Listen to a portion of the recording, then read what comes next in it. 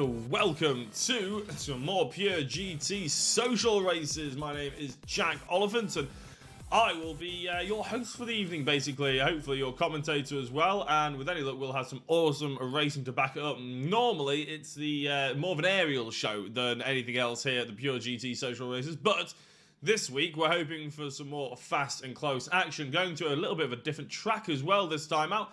We're off to Silverstone GP, so fingers crossed they'll be wide enough for everyone to get through. I will just be making sure that you guys can hear me all right. Do let me know in the comments if you're doing well, what's cracking and everything like that. We're about to go into qualifying. In fact, we might as well shoot there right now.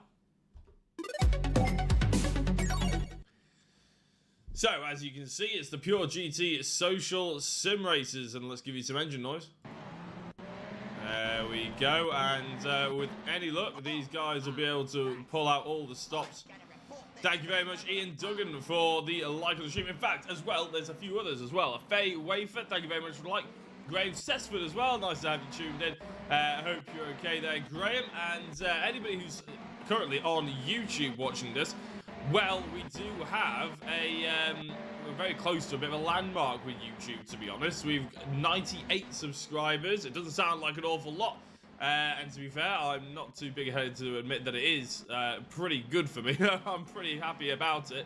But we are obviously 2 away from the 100 subscriptions. So if you want to go over to Facebook, then by all means you can. Obviously, if you're watching this on Facebook, though, just stick around and enjoy the racing, I would say.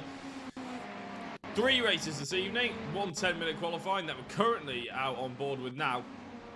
In fact, let's have a look and see if we can get up the graphics. There we go. Yeah, as I said, the Silverstone GP circuit, and there's already contact, and, well, that didn't take too long, did it? The 81 and the number 7 car, it's Carl Golloway. So we do have a few new names to the championship. Well, it's not really a championship, the social races, obviously. It's going to be a little bit getting used to all the liveries and stuff like that. You may see a couple of the cars blink in and out of existence while they update their liveries. That is a very nice looking one for Matthew Dickens. Here as the driver in the background goes flying off as well. So as I said, pretty much every week there's a rotation of drivers, and it's quite good though. It really gives us something, another intro. Look at that chrome red finish. It's just, I tell you what, some of the guys out here, they've really put a lot of effort into their liveries, and it really shows. One of the drivers that is always worth keeping out an eye out on, I'm just trying to find him on the timing though. Is he even here? There he is. John Westbrook, Spider-Man. He is always around the sharp end of this grid, producing race wins and exciting fights back through the order and stuff like that. But like I was saying, in terms of the format, we will be doing 3 races this evening. 10 minutes now for qualifying, 15 minutes straight after qualifying for race 1, then straight into race 2 for another 15-minute race, and then there is about a 10-minute period where we can have some chats, some interviews, and everybody can nip off to the toilets and X, Y, Z. And then there will be a final 15-minute race. So 3 15-minute races is the format tonight, and normally they get done pretty quickly. And there is normally, somewhere in amongst all the chaos, some pretty good racing as well. As I said, John Westbrook, a name to keep an eye out on, and Alec Westbrook as well. Slightly different looking. Is that the RA? Is that an RAF livery by the looks of it? It is, and I tell you what, that is looking very sharp and snazzy as well on the Ferrari, it has to be said. I'm just having a look for Chris Knox, to be honest, and I can't actually see him. Oh no, there he is. Chris Knox in the sort of traditional Scuderia Ferrari livery, always looking good in Ferrari red. Well, he is another driver that often puts it around about the pole position mark, along with John Westbrook, to bring us some fantastic fighting and door-to-door action.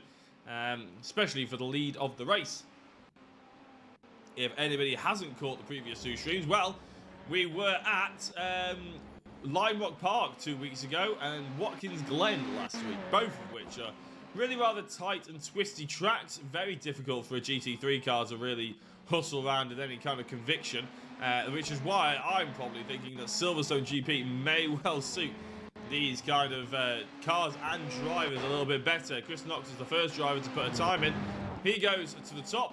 John Westbrook 1.2 seconds off him at the moment, but expect to see those times plummet even more, and you'll start to see all the names on the top left of your screen as well start to fill the timing tower up.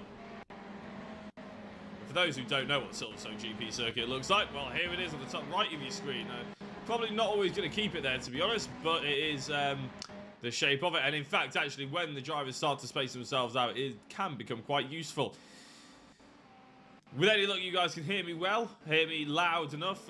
Do let me know what the audio levels are like, because I am using a new microphone compared to last week. And over the past couple of broadcasts, I've just been wanting to make sure that we can still have the best audio quality and that you guys can hear me and that nothing's clipping out. I did a stream yesterday, and I think some portions of the audio were clipping out, which is a bit of a shame. So obviously we don't want that to happen tonight. If it does happen, do let me know, and as soon as we can get it sort of troubleshot, the better.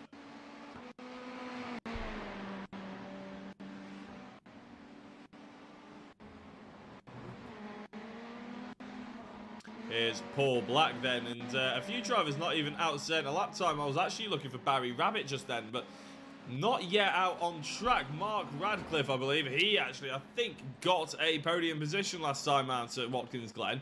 I think he did, actually, yeah, and he was, I'm sure, very pleased about it. There was plenty of people in the chat and watching as well who are very, very happy about it as well. So it's always lovely to have people jumping in to the chat and giving us a bit of a shout out. I'll give you guys a shout out as well if you do comments or anything like that.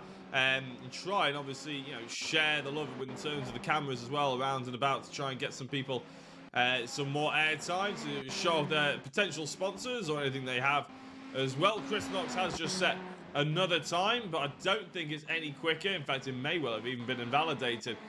John Westbrook really didn't go any quicker either. He's still not in the 59, so a couple of mistakes here from a few of the drivers at the moment. Hey, Paul Hoskin, thank you. Paul Hoskin, sorry there. Thank you very much. I'm guessing it's some relation to Hoskin, who's currently out there on circuit, and I would shoot to them, but there we go, Mark Hoskin. Is that BDM? BOM? BDM? I've got to go for BDM. Black and orange liveried car as well. But thank you very much, Paul, for the follow on Facebook. Awesome to have you along. So, another couple of new drivers. John Newell. I haven't seen this name before. And the Leighton House liveried car. A few of these drivers obviously wanting to put their own companies or own brands or own backers on the cars. Oh, it's a big off in the background for the orange Ferrari. I almost didn't say anything because I thought maybe he was going to hold it, but it wasn't to be. Who was that? It was Mark White. And to be honest, let's have a look at that on board. This is going a little bit further back, but we just wait until he comes across the start-finish line. We don't normally show opposite qualifying, but that looks really rather impressive. Through Abbey, nicely cut there, to be honest. Really nicely done. It just runs too far. Just come off the throttle. I love that. Clips the outside grass, tries to straighten it up, probably did everything right, but bang, straight into the Armco. And that is a, well, it's a ruined lap and probably a ruined car. Thank you very much, Paul Hoskin, for the like on the stream this time round. Ready for another big night for Ken the Dog McGlone. Where is Ken McGlone then at the moment? Has he set a lap time? Another one of these drivers that's quite recognisable just due to the fact that their name is, well, their livery, sorry. I'm just trying to have a look for him. Where is he? Oh, he's not in the pits. That's right. There we go. He is around, but he's not in the pits. Michael Seal, thank you very much for the like on the stream. So Richard Abra, another driver who I think scored 100%. Oh, hello, Michael, in the chat as well. Another driver that basically got 100% in terms of the podium positions he scored at Watkins Glen.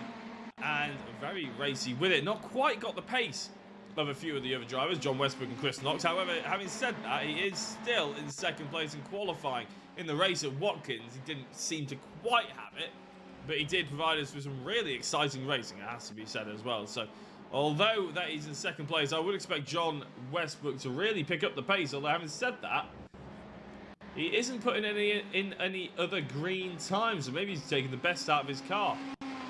Chris Knox, that means. He's currently the only driver who's pipped into the 1 minute 59 so far. A bit of a shock, to be honest. And there's loads of drivers as well who haven't set a lap time. We've only got 17 cars at the moment qualified with a lap time, and I believe there's nearly 27 drivers here tonight, which is not great. I think the first week we had it was about 15 drivers. The second week, i.e. last week, there was about 20 to 25, and now there's 25 to 30, which this grid grows any bigger. They'll be putting split grids on there, which is pretty incredible to think. But to be honest, the GTs, and they'll have to start actually thinking about what tracks they go to, because only certain tracks will actually cater to this size of a grid. Silverstone obviously being one of them, but they wouldn't be able to return to the likes of Watkins Glen or Lyme Rock probably anytime soon with that many cars out on the circuit, such a small track. And it's probably only really Brands Hatch you can get away with it, and that's only because it's the historical nature of it, probably. 10 seconds left to qualifying. At the moment, Richard Abra is doing a good job. No one's really improving that much, apart from the people that obviously haven't set a lap time yet. Nick Phelps has set a green sector 3, but qualifying drops and kicks everybody out, so nobody can even finish the session that they're on. Let's have a look at the grid for now, though. Chris Knox on pole position with Richard Abra in second place, but it is worth noting there is a full second nearly between the top two. John Westbrook in third, uncharacteristic from him. Nick Phelps in fourth. Alec Westbrook in fifth with Matthew Dickens in sixth. Thomas, Radcliffe, McGlone and Bailey round out the top 10 with Steve Casher and Mark Hoskin 11th and 12th. 13th down is Christian Wafer, Paul Wafer, Tom Holbrook, Montgomery, Galloway, Hunt, White, Marsh, Buchel, Vettel, Vella, Black and Jennings in 24th. And there is a third time I have to click the button because we've got John Newell, Havana's Gevorgian, Alexander Martin, Alex Martin, and Barry Rabbit in 28th place. So a couple of drivers not setting any kind of lap time, but we're about to go racing. So let's have a look and put your bets on, people. Let me know in the chat who you're supporting, who you got your money on to take the race victory, if you have got any money on anybody to take a race victory, or anything like that, or who you just basically want to keep an eye out on, because there are some really exciting drivers out there, but there is often some airborne drivers. So we will try and keep up with all the incidents, but if anybody's been watching the last 2 weeks, there is maybe one or two too many to show every single one of them. So we will try and show